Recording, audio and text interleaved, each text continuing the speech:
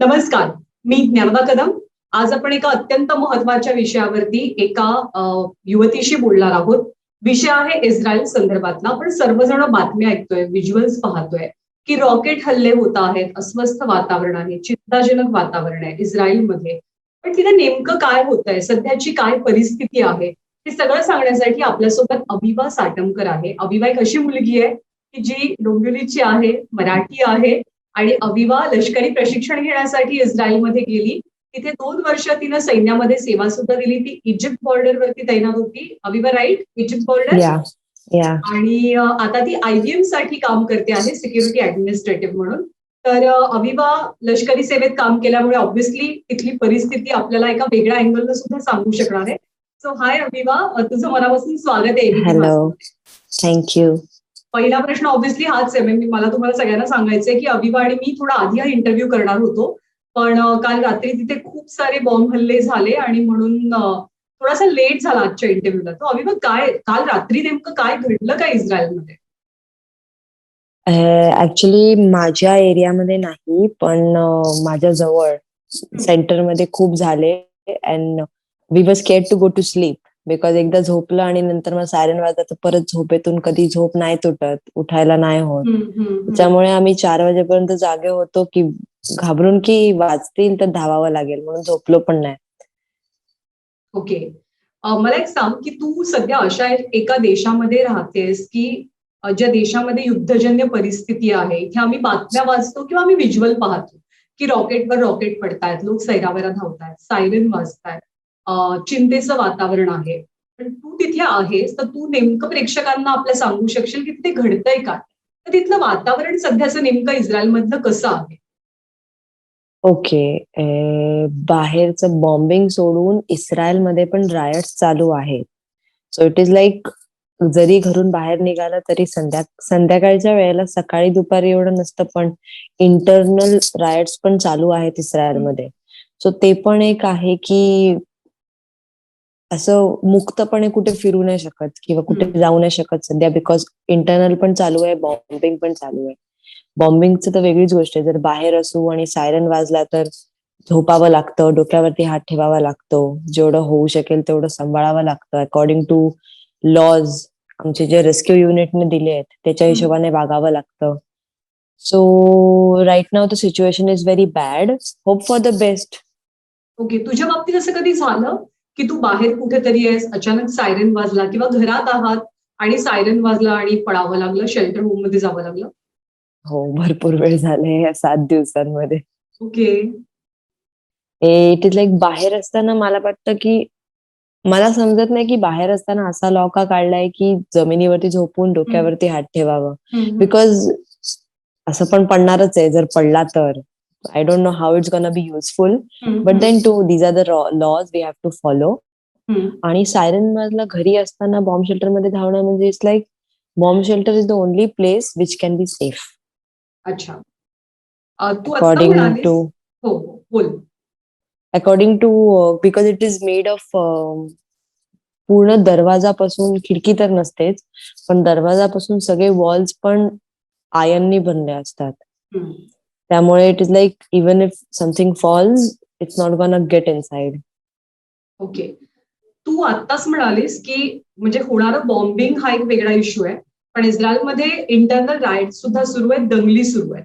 तर त्या दंगली नेमक्या कशामुळे सुरू आहेत आणि कोण घडवतंय त्याच्याबद्दल थोडंसं सांगशील का?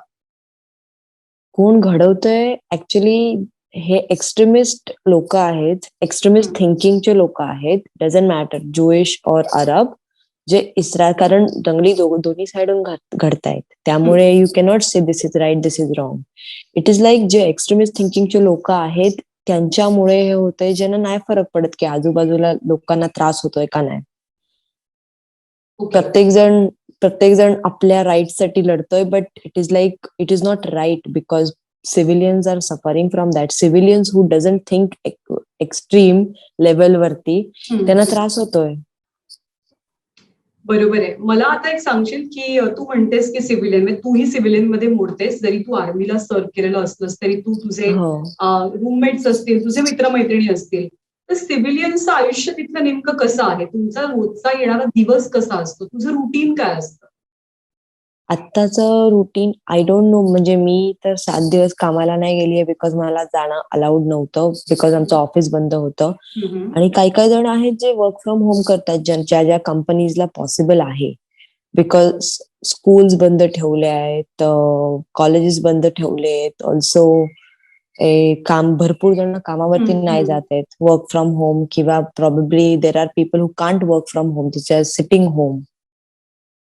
आणि बाहेर पण शॉपिंगला जाताना पण थोडं घाबरून जावं लागतंय, की सामान घ्यायला जातो तेव्हा की कधीही वाजू शकतं, हम्म. जावं लागेल कुठेही, हे ते. आणि जेव्हा आजूबाजूला भरपूर लोक असतात ना, तेव्हा अजून अजून प्रेशर येतं, बिकॉज सगळे घाबरतात एकत्र. बरोबर. ते तो एक टेन्शन आहे फक्त सध्याच्या हम्म. सिच्युएशन मध्ये. म्हणजे थोडक्यात सगळं असं आहे की तुम्ही एकदम फ्री माइंडने किंवा आपण त्याला निर्धास्तपणे म्हणतो तसं नाही, अजिबातच कुठे वावरू नाही शकत. सध्या त्याच्यामध्ये तरी नाही. एक टेन्शन, एक प्रेशर सतत असतं. मला सांग, तू येस. इस्रायलच्या कोणत्या शहरामध्ये राहतेस आणि तिथे किती इम्पॅक्ट आहे सगळ्या वातावरणाचा, आणि कुठली शहरं आहेत, कुठले भाग आहेत इस्रायलचे की जे सगळ्यात जास्त अफेक्टेड आहेत? सदर्न डिस्ट्रिक्ट मध्ये, म्हणजे फुल साऊथ साइड मध्ये. मी साऊथ मध्ये राहते, अशदोद मध्ये राहते मी. अच्छा. अशदोद मध्ये खूप चालू आहे, त्यामुळे मी माझ्या कझन कडे आली. अच्छा. तो सेंटरला राहतो आणि सेंटरला आहे, पण अधूनमधून येत आहेत. त्यामुळे मी अशदोदला नाही राहते, because I live alone. My parents are in India, so it was scary for me to go through this alone. So पण अशदोद मध्ये खूप चालू आहे. अश्केलोन, बेरशेवा, आझा स्ट्रिप वरती जे आमची लोक राहतात, गाझा स्ट्रिपच्या, इस्रायलच्या पलीकडे, that area is affected. Like त्यांना फक्त 10 सेकंद असतात बॉम्ब शेल्टरला धावायला. I don't know how they do it. नाही, इम्पॉसिबलच बट आहे. म्हणजे कोणीच हे करू शकत नाही. म्हणजे तुम्ही काय नो. सुपरमॅन नाही ना की तुम्ही 10 आणि 30 सेकंदामध्ये धावाल शेल्टर होम हो, मध्ये. आम्हाला ऍक्च्युली 15 सेकंदामध्ये धावायचं असतं. According to rules it like 15 to 20 seconds you have to run to the bomb shelter. Siren वाजलाय जेव्हा ऐकतो तेव्हा. बट उतेफाजावरती, म्हणजे गाझा बॉर्डरवरती जे इस्रायली लोक राहतात त्यांना जास्त त्रास होतो, बिकॉज इट इज क्लोज.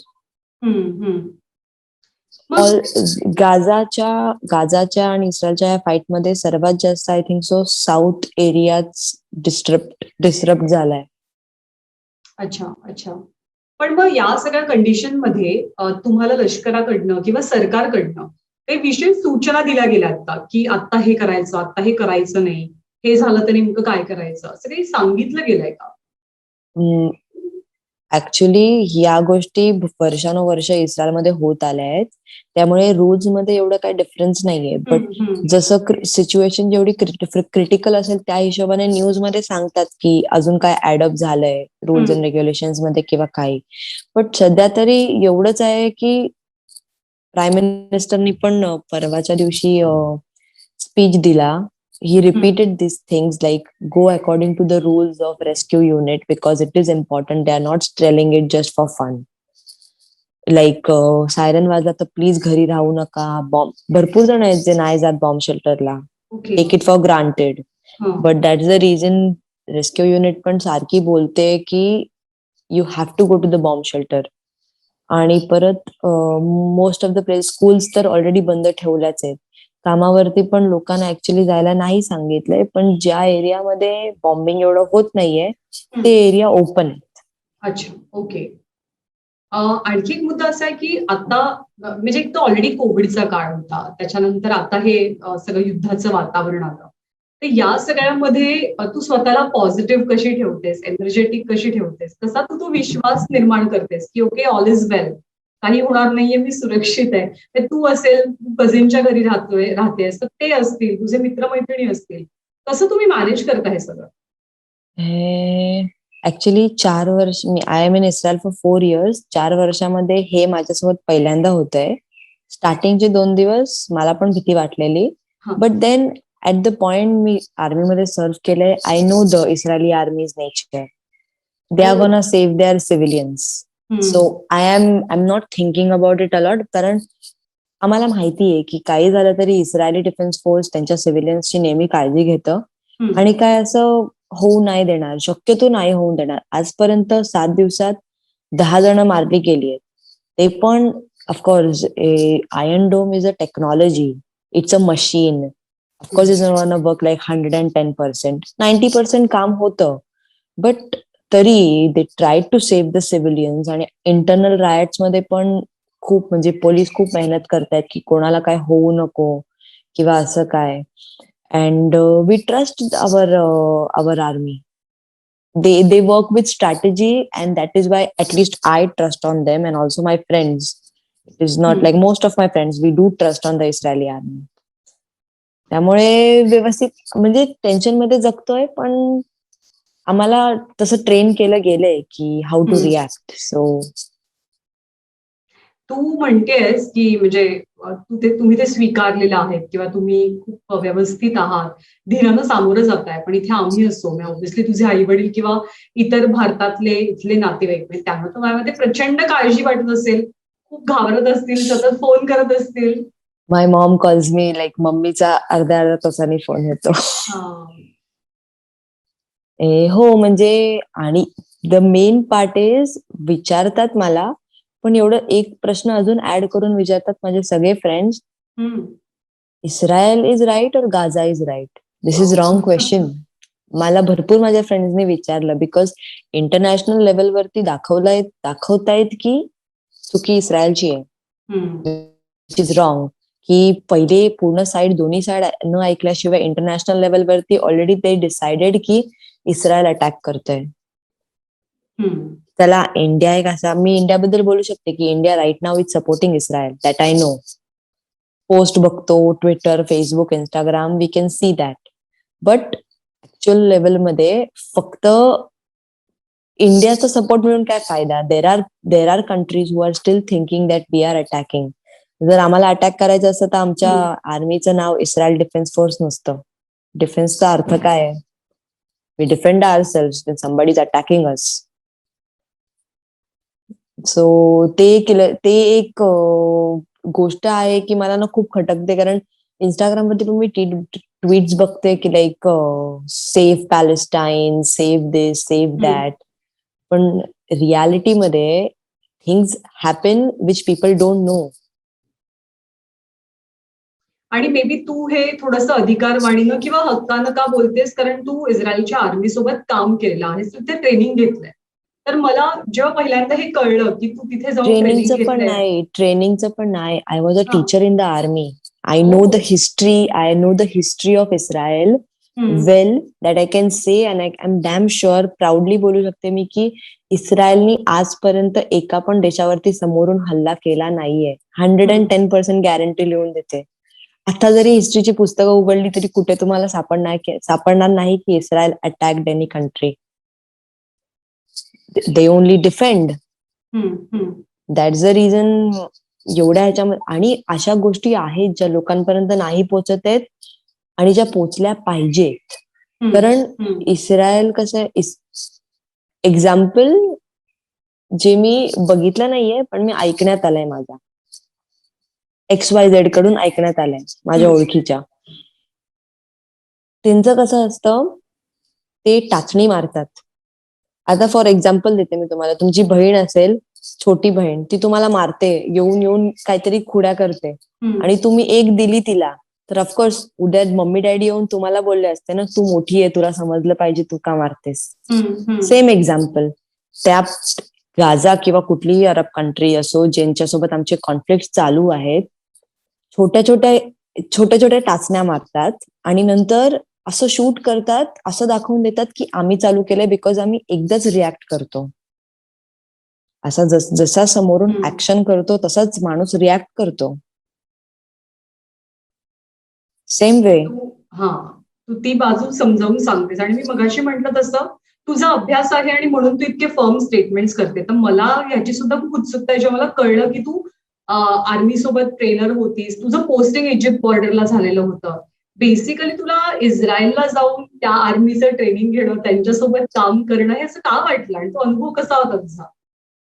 मला असं का वाटलं, ऍक्च्युली माझ्या डॅडचं ड्रीम होतं. He wanted to join the army combat unit, but then काही प्रॉब्लेम्समुळे नाही झालं. So I was like I can give it a try. आणि नंतर आय लव्ड इट. मला आवडलं. मी खुशीने केले 2 वर्ष 3 महिने आर्मीमध्ये. Okay. It was difficult in the hmm. Start because of language okay. And so many other factors. की कारण माझं वय इथे युजली 18 वर्षांचे झाल्यावरती आर्मी जॉईन करतात लगेच. मी जेव्हा जॉईन केली तेव्हा आय वॉज 20. त्यामुळे मी 18 वर्षांच्या मोठी होतीस थोडी. लोकांसोबत होती. हम्म. तर ते मला एक थोडस जाणवलं. अविवा, तुझ्याशी खरं तर तुझं आर्मी सेशन आणि या सगळ्याबद्दल आपण एकदा वेगळा संवाद नक्कीच साधूयात. पण आता आम्हाला सगळ्यांना तिथली परिस्थिती जाणून घ्यायची होती जी तू सांगितलेली आहेस. आणि थँक्यू सो मच. तू, तुझ्या घरचे, तुझे मित्रमैत्रिणी सगळेजण काळजी घ्या, सुरक्षित राहा, सेफ राहा. Thank you.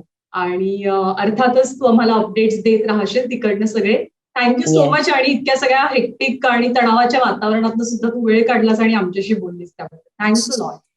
Thank you so much to you. ABP Majha, उघडा डोळे बघा नीट.